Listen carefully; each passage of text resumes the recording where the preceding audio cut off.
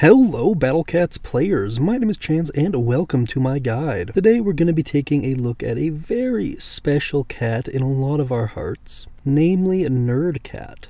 Now if you've ever had a dream or ambition to permanently slow your enemies, well, Nerd Cat might just be your genie in a bottle. This super rare cat is available via the rare cat capsules, and as always it is my hope that throughout the course of this video, diving into Nerd Cat's evolutions, his pros and cons and performance, his strategy and gameplay, as well as his cat combos, Catfruits, trivia, talents, and orbs, you will ultimately be prepared to make an informed decision on how to best utilize this cat, how to best invest into them, and whether or not you want to use them at all. Let's start by first taking a look at their evolutionary line. Starting out with Nerd Cat himself, whose description reads, completely fearless until leaving his basement. Net denizen who is famous for flaming uber long distance attack specialist. Then at level 10, it will evolve into Hacker Cat, famous for making big red buttons, graduate from Elite Tech University, uber long distance attack specialist. And then at level 30, in combination with some cat fruit and XP, which we'll discuss in a little bit, it becomes Cyberpunk Cat. Having mastered virtual space, he's moved on to losing his shirt in the cryptocurrency market. Long-range attacks slows non-metal enemies. Now then, let's take a look at his overall performance. To start out with, the normal and evolved version of Nerd Cat are considered to be snipers and super backliners, and in the true form he's considered to be a crowd controller and a sniper. Snipers are units whose primary role is to kill the backline enemies. Some of them use piercing attacks, and some of them use kind of further back area attacks, which is the case for Nerd Cat. And this really puts them out of range of any potential enemy attack, which is quite nice. And as we've discussed in previous videos, if you can swiftly and definitively outrange your enemy, odds are you're going to be able to kill them before they can kill you. A super backliner is a unit with over 500 range, and crowd controllers are units that are mainly used to inflict status effects or knock back enemies. As far as pros are concerned, we have slow movement speed, a very long standing range, and area attack for evolved and true form. And as far as cons are concerned, we have long cooldown, high cost, low health and DPS, large blind spot, 1 knockback, and single target while in normal. Under other considerations, we have long distance attacks and 100% chance to slow non-metal enemies in true form. Now this list might look a little bit strange towards some of you, especially with all the praise I've given this unit. But trust me, it will all make sense soon. Now then, let's take a look at Nerd Cat's strategies and use cases, as well as check out some gameplay. Firstly, as far as cost is concerned, Chapter 1, this unit will bring you a whopping 2,500, Chapter 2, 3,750, and Chapter 3, 5,000 cents, which is basically uber cost, to put that into perspective for you, and he has a cooldown to match. Strangely enough, Nerd Cat has very different playstyles depending on which form he's in. Ultimately, as far as your tapping is concerned, you just want to spam him out as soon as the meat shields go out, regardless of what form he's in. The only real caveat is how the stage plays out will largely determine what form you want him in. Although for the vast majority of the time, it will be his most evolved form, just because of the area attack.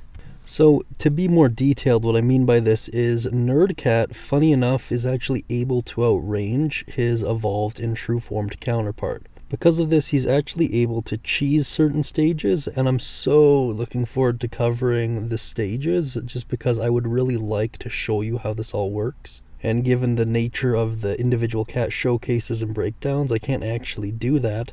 But just take my word for it, there's a lot of cheese that can be done with Nerd Cat in his base form. However, really his biggest drawback is being a single target unit. So as soon as you get access to either Hacker or Cyberpunk Cat, you're going to be kind of alternating between those two. Although, as we'll discuss a little bit later, Cyberpunk is the true form for a reason. As far as Hacker Cat's concerned, there's not really a lot to say for him aside from the fact that he has area attack as opposed to Nerd Cat's single target.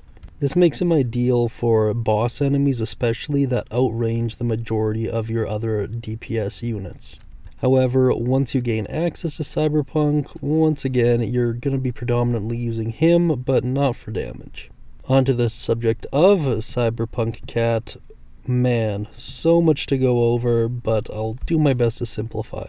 As far as differences go, he gains the slow ability versus all non-metal enemies trait, and a little bit increased damage. However, the damage is kind of negligible, as at this point in the game, your DPS units will be doing massive amounts, and Cyberpunk won't really contribute to much of that. However, the slow, on the other hand, is a different story. And I can't really talk about how great it is without bringing the idea of cyber stacking into play. This, of course, being stacking multiple Cybercat units essentially on top of each other. Potentially, and very easily actually, getting to the point where units are constantly being slowed. This is especially true in relation to boosting this slow ability with one of the talents we'll discuss in a bit. And while I am aware that slow isn't inherently as good as freeze, it's still pretty dang good. And an area attack unit that can shoot from an incredibly long distance that can slow for an extreme duration of time is pretty fantastic.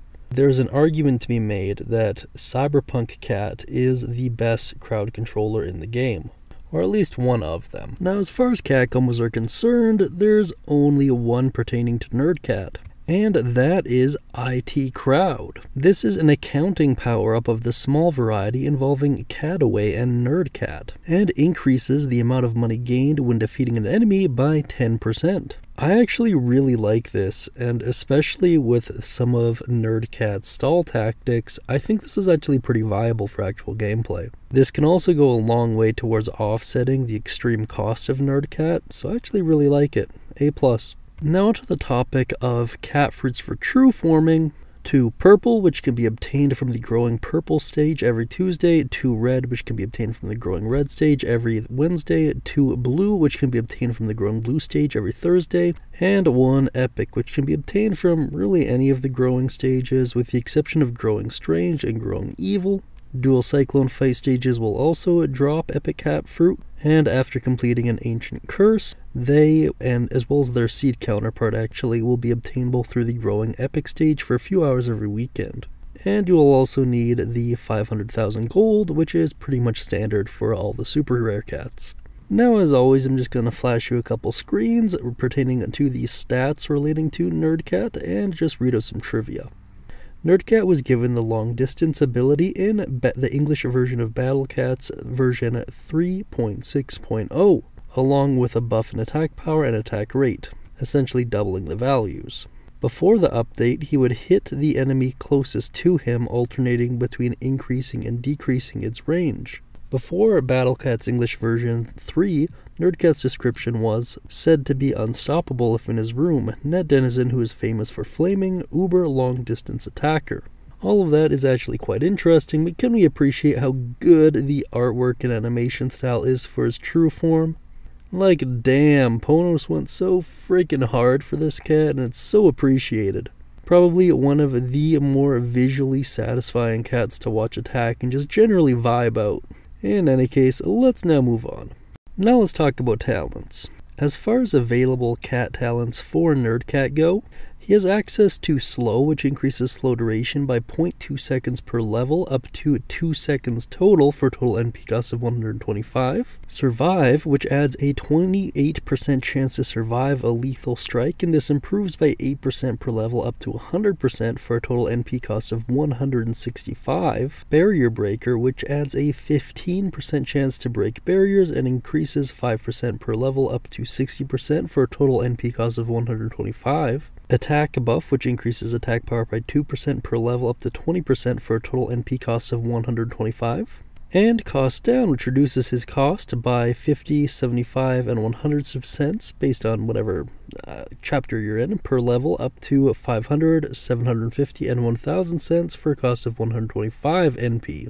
Oh boy, so out of these, what's actually useful? You're really going to want to prioritize the slow, really before anything else. What this effectively does is reduce the amount of Cyberpunk Cats you will need to stack enough to essentially permanently slow enemies. I believe if super boosted, all you'll need is 2 Cyberpunk Cats, assuming their timing matches up good, to really permanently freeze enemies. It's really good.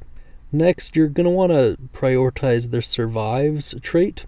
As with just Nerd Cat and Cyberpunk Cat's inherently low base HP and just low stats in general, this is really the only hope in hell he has of actually surviving a blow. And outside of that, none of these are really that useful. You might be able to make an argument for the cost down, but with NP being such a valuable resource, I personally wouldn't really do it.